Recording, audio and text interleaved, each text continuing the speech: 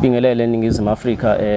igama lami ngumzwa bafowethu Samankentshane bafowethu njengoba nazi mase sihlangene kanjena suke sekunenkinga ekhona esesibhekene nayo bafowethu kodwa ke njengamanje bafowethu siyacela ukuthi ni comment lapha ku comment section nisitshele ukuthi mhlambe senze kanjani yabo leyo nto leyo kodwa ke mawuqala ukufika kuleli khasi siyacela bafowethu uchofoze lapha usubscribe button ulike ucommente noma mhlambe ushare ukwenza leyo nto ke bafethu uyobuyibekele emathubeni ukuthi noma ngabe imuphi umsebenzi esiwufakayo noma ngithi esiwupostayo kuleli khasi leli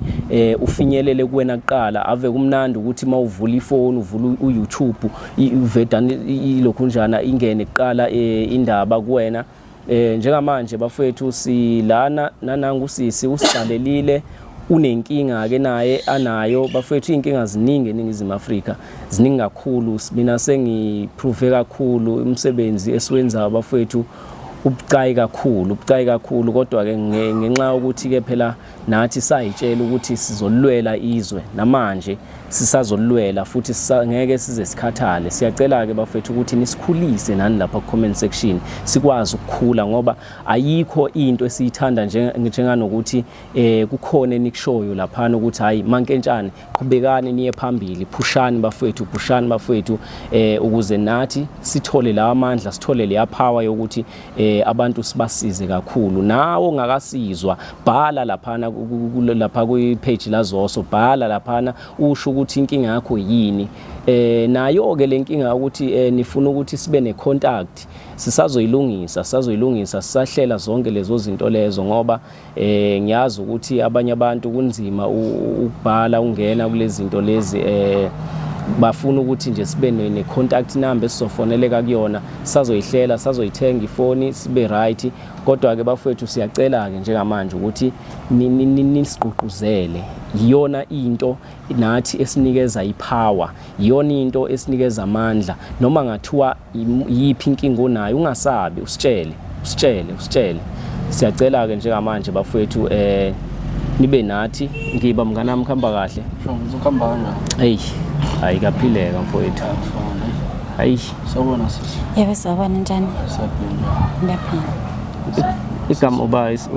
igama ubani sibongwa kabani udabukapho sisi igama lami noMpumelelo kaCele ngisuke Adams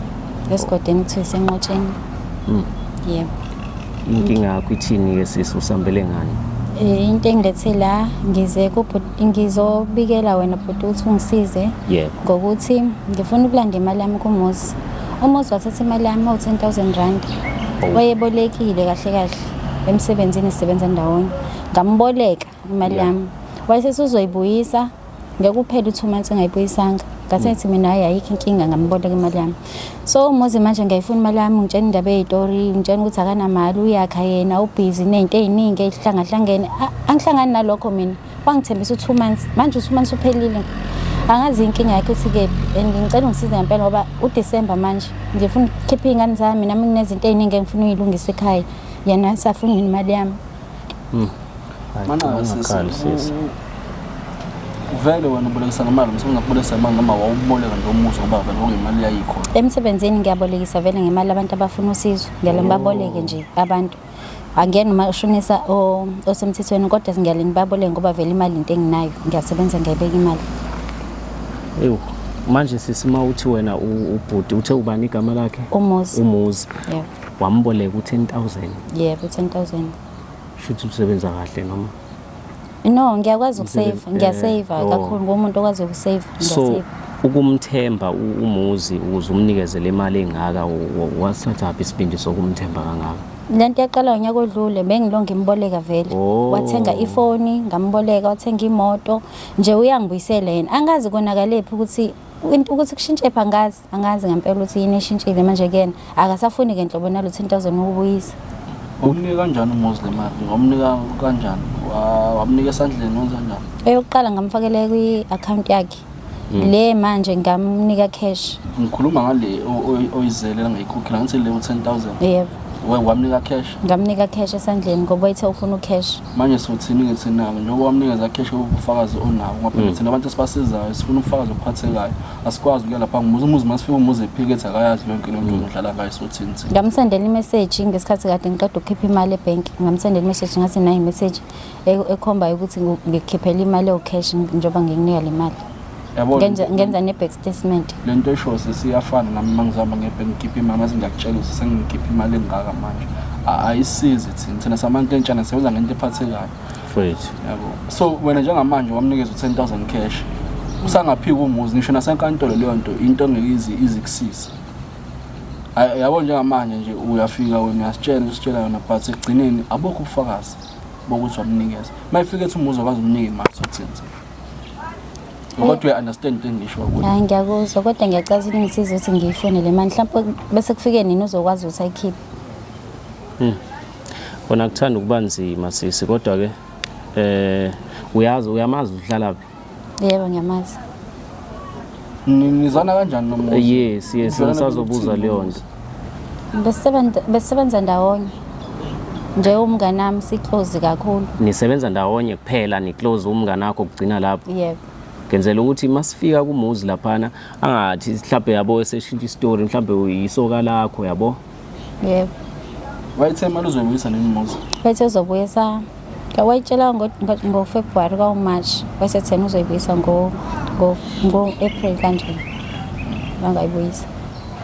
ngoba ngiyabona nje isimo esikanje inkinga yakho iyafana nomuntu othi ubeka imali kuyena athi uzoyibuyisa mase se-right mhlawumbe senze into efana nesingathi masifela phansi umuzi nanivumelene ukuthi imali uyibuyisa mhlazane se-right uyayizwa ngisho yebo so wena manje isiqiniseko sokuthi wayithe imali uzoyibuyisa then wasekuphela isikhathi engayibuyisi mhlambe okunye okungasiza kancane mhlambe akukho mhlambe nani xoxa mhlambe ku WhatsApp efonini mhlambe ngixoxa ukuthi sengikusendelileke imali naye